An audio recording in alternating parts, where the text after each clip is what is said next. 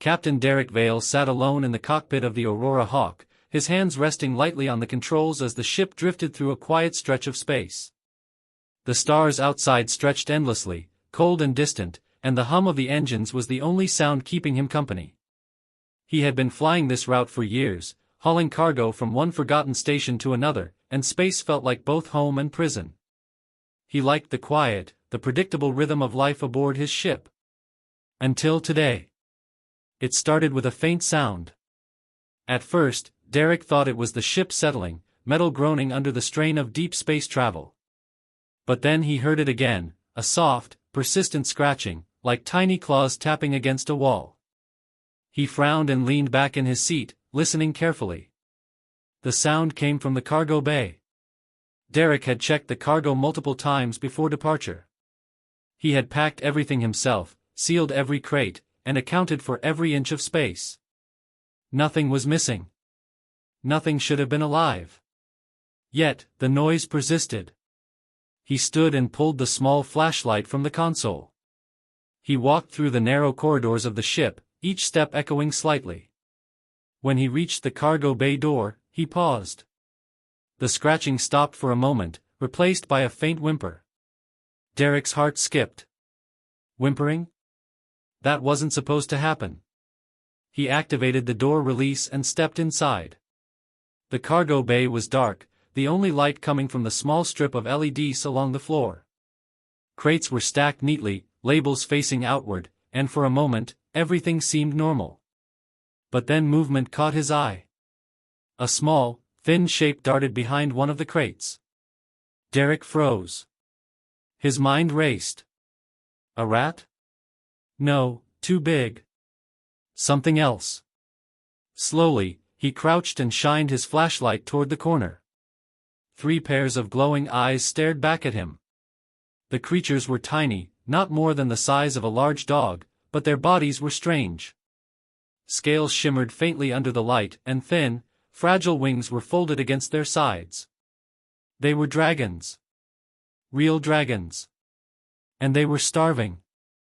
Derek's mouth went dry. He had heard stories, legends told in hushed tones across the galaxy about dragon sisters who traveled between stars, mysterious and nearly extinct. But he never imagined seeing one, let alone 3, hiding in his ship. The dragons were wary, trembling, their wings twitching nervously. They hissed softly when he moved closer, tiny sparks flickering from their mouths. But the hissing was weak, more a sound of fear than aggression. Derek crouched further and spoke softly, "Hey, it's okay. I'm not going to hurt you." The creatures tilted their heads, studying him. One of them, slightly larger than the others, stepped forward cautiously. Its scales were dull, patchy, and its eyes, though bright, looked hollow from hunger. Derek's heart ached. He reached into his supply crate and pulled out a packet of nutrient paste meant for long-term missions. He opened it carefully and held it out. The dragons sniffed, their noses twitching. Slowly, one of them stepped closer and licked the paste. Then the others followed. Derek smiled, relief washing over him in a wave. But he couldn't stay relaxed for long. His mind raced with questions. How had they gotten here? Who had hidden them?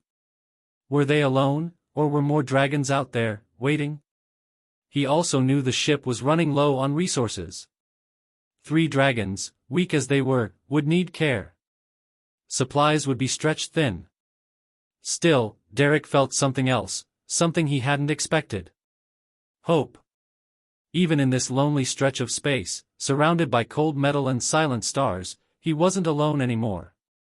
These small creatures, fragile as they were, had appeared like a secret gift, a chance to do something extraordinary. He spent hours that first night arranging a small space for them near the back of the cargo bay. Crates were moved to form walls, and soft padding covered the floor. Derek watched as the dragons ate and slowly curled up to rest. He even gave them names: Lyra, the brave one who had first approached, Miri, the curious one who sniffed everything, and Syrah, the cautious one who stayed close to her sisters. As the ship drifted on, Derek sat back in the cockpit, staring at the stars. He didn't know what lay ahead, whether danger would come or how long he could care for them. But one thing was certain, his life had changed forever. For the first time in years, the quiet of space felt alive. Something had entered his life that was small, fragile, and incredibly powerful. 3 little dragons, starving and scared, had found a hiding place in his ship, and he had found a new purpose. Derek didn't know it yet, but saving them would lead him into dangers he had never imagined. And in the process, those same dragons, weak and trembling now, would one day risk everything to save him. Derek spent the next morning checking on the dragons.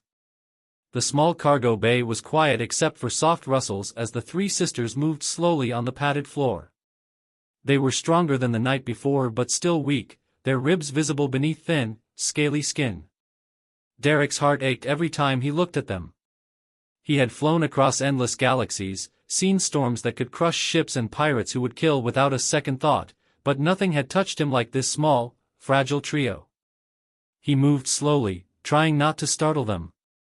"Good morning, girls," he said softly. Lyra, the boldest, lifted her head and blinked at him.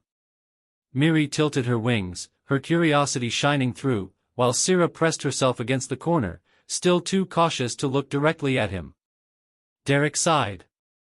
"I know this is hard, but we'll get through it together." He opened another nutrient packet, mixing it with water to make a thin, easy-to-eat paste. He held it out carefully. Lyra approached first, then Miri, and finally Syrah, who hesitated only a moment before taking a small taste. As they ate, Derek watched closely. He noticed small details, the way they flinched when the lights flickered, the way their wings twitched in response to the ship's vibrations, even the tiny sparks of fire that danced when they yawned. They were dragons, yes, but fragile, intelligent, and scared. He knew he had to be careful. One wrong move could send them fleeing, or worse. The day passed slowly. Derek cleaned the area, rearranged the padding, and even used spare blankets to make little nests for each of them. He found a small communication device and played soft hums through it, hoping the vibrations might comfort them. The dragons responded differently. Lyra seemed curious, sniffing the device, while Syrah cowered, her body pressed low. Miri wandered around the cargo bay, exploring every corner, her small claws tapping on the metal floor. By evening, a small bond had begun to form. The dragons no longer hissed at him but watched cautiously. Derek knew it wasn't trust yet, it was curiosity mixed with hunger, but it was a start. He sat down on the floor with them, letting them approach on their own terms. "You're safe here," he whispered. "I won't hurt you. I promise." Lyra crept forward and brushed her head against his knee. Derek froze for a moment, then gently reached out a hand. Her scales were rough, but warm. Miri followed, circling his legs before curling near Lyra, while Syrah stayed behind, watching but no longer retreating. Derek smiled faintly. They were starting to accept him. But there were challenges. Derek's supplies were limited, and he still had days of travel ahead. He had to ration the paste and water carefully. At the same time, the ship's systems were old and temperamental. Every jolt from the engines, every change in gravity in the asteroid belt made the dragons nervous. He had to keep them calm while keeping the ship functional. It was exhausting work, but Derek felt a strange satisfaction. He was not just surviving, he was responsible for life that depended on him. As night fell, Derek sat near the cargo bay's small light strip, watching the dragons sleep. Lyra was curled tightly against Miri, and Syrah had finally ventured closer, resting her head near the others. Derek reached out a hand and let it hover above them, not touching, just offering presence. He realized then that they were teaching him patience, just as much as he was helping them survive. The quiet was broken suddenly by a soft alarm. Derek jumped, his hand darting to the console. The sensors detected movement in the asteroid belt nearby. He frowned and adjusted the scanners. Nothing dangerous, just rocks and debris. The dragons twitched, sensing the vibrations through the ship. He muttered softly, "It's okay, it's just space." Lyra tilted her head as if understanding, and Miri let out a soft chirp. Even Syrah twitched her wings but stayed still.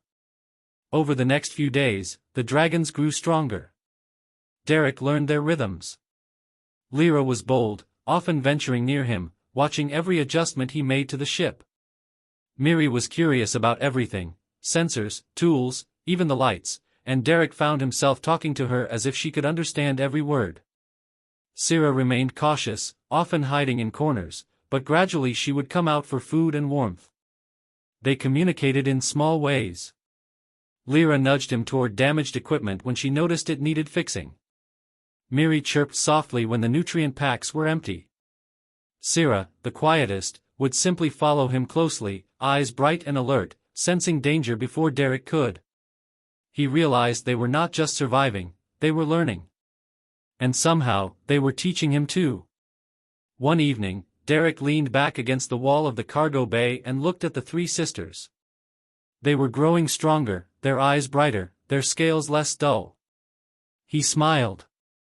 "We're a team now," he said quietly. The dragons seemed to respond, huddling together and letting him sit near them. For the first time, Derek felt something he hadn't felt in years, hope. But deep down, he knew this fragile trust would soon be tested. Space was dangerous, and someone, or something, was watching. He didn't know when the real danger would come, but he knew the dragons would be ready. And he would have to be ready too. For now, though, they rested. 3 small, starving dragons and a human pilot, bound together by fate in the endless darkness of space. And for the first time, Derek Vale felt he was not alone. Space was never quiet for long. Derek had learned that on countless trips, but the calm that had settled over the Aurora Hawk with the dragons felt different, fragile, almost like a bubble he feared would burst. He sat in the cockpit, adjusting the course through a dense asteroid field, while the three sisters huddled in the cargo bay, licking their nutrient paste and exploring cautiously. The sensors on the ship beeped sharply. Derek frowned and leaned forward. The readouts showed multiple unidentified ships closing in fast. His stomach tightened. Pirates. In this sector, any cargo freighter was a prize, and Aurora Hawk wasn't heavily armed. Not enough to fight a group of determined raiders. "Girls," he whispered under his breath, more to calm himself than anyone else. "We might have trouble." The dragons, sensing the vibrations in the ship, perked up immediately. Lyra's head lifted sharply, eyes narrowing as she tilted her wings. Miri's small body trembled with curiosity and tension, and even cautious Syrah shifted closer to her sisters.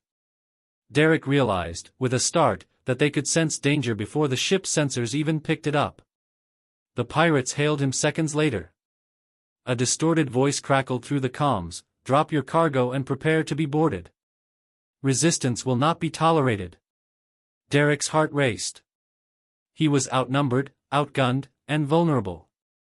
But panic didn't suit him.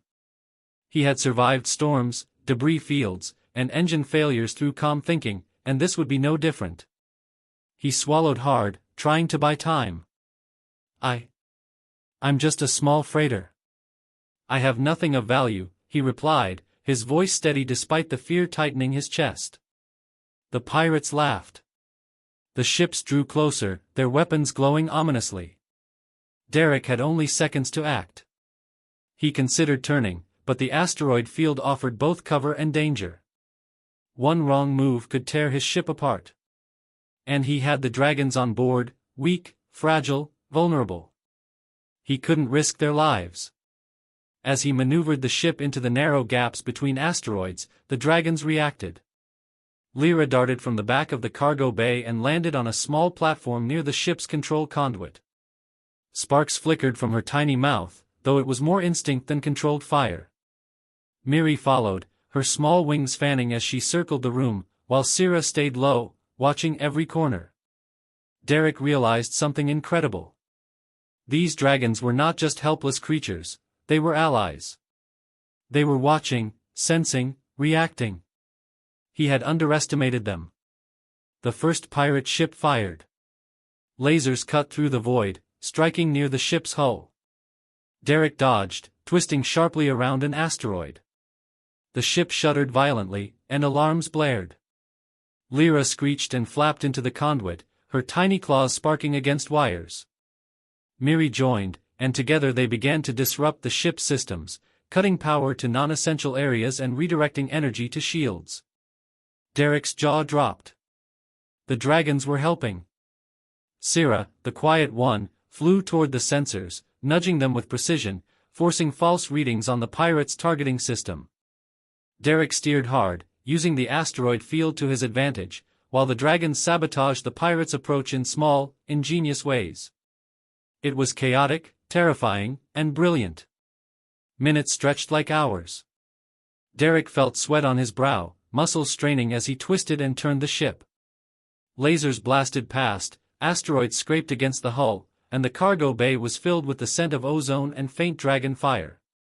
But slowly, methodically, the dragons' actions began to turn the tide. The pirate ships collided with debris, their targeting scrambled.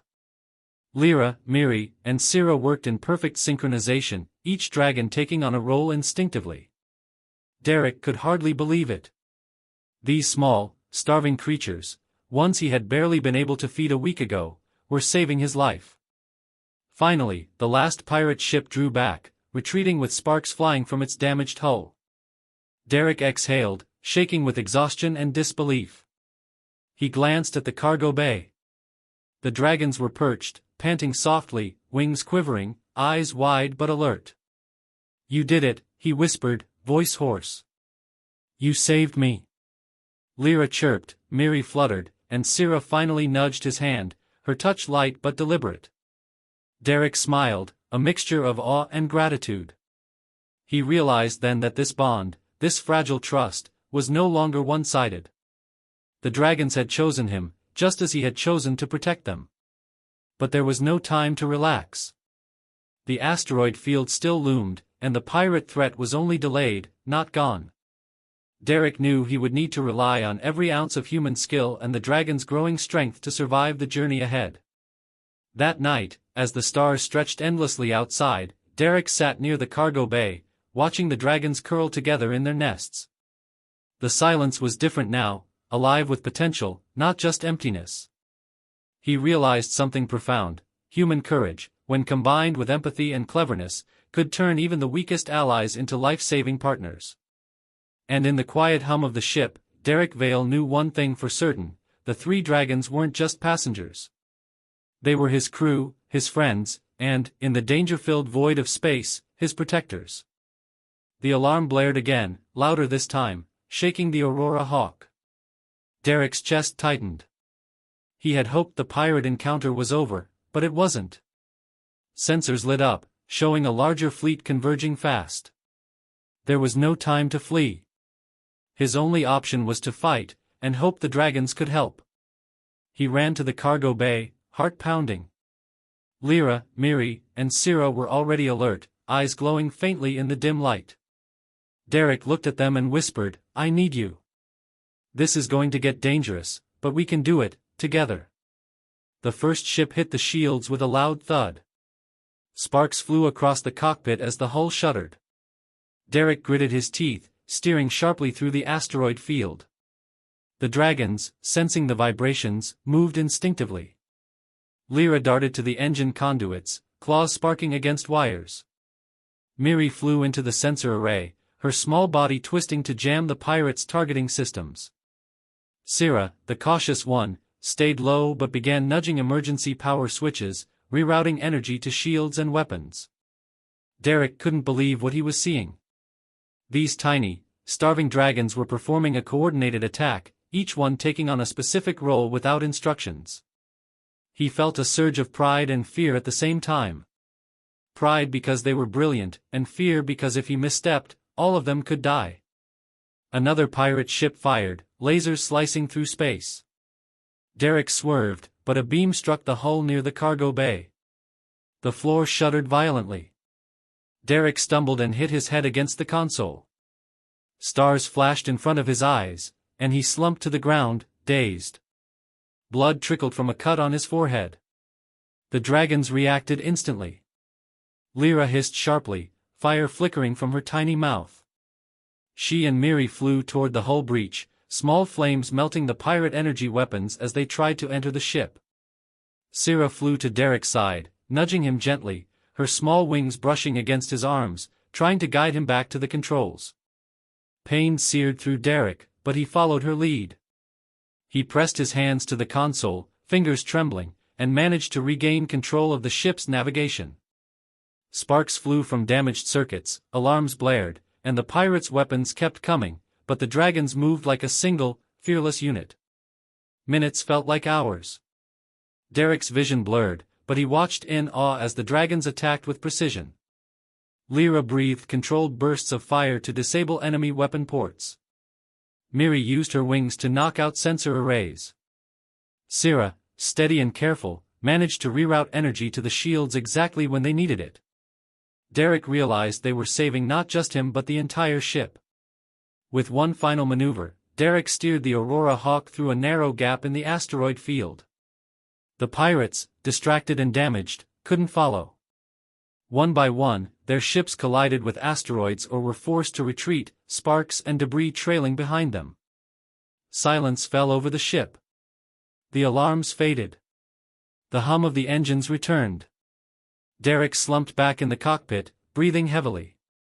His clothes were singed, and blood ran down his forehead, but he was alive. The dragons circled the cargo bay, panting softly, wings quivering from exertion. They had risked everything to save him. Derek crawled toward them, kneeling on the floor. Lyra perched on his shoulder, her tiny claws warm against his skin. Miri nuzzled his hand, and even cautious Syrah leaned forward, letting him touch her. Derek's hands shook.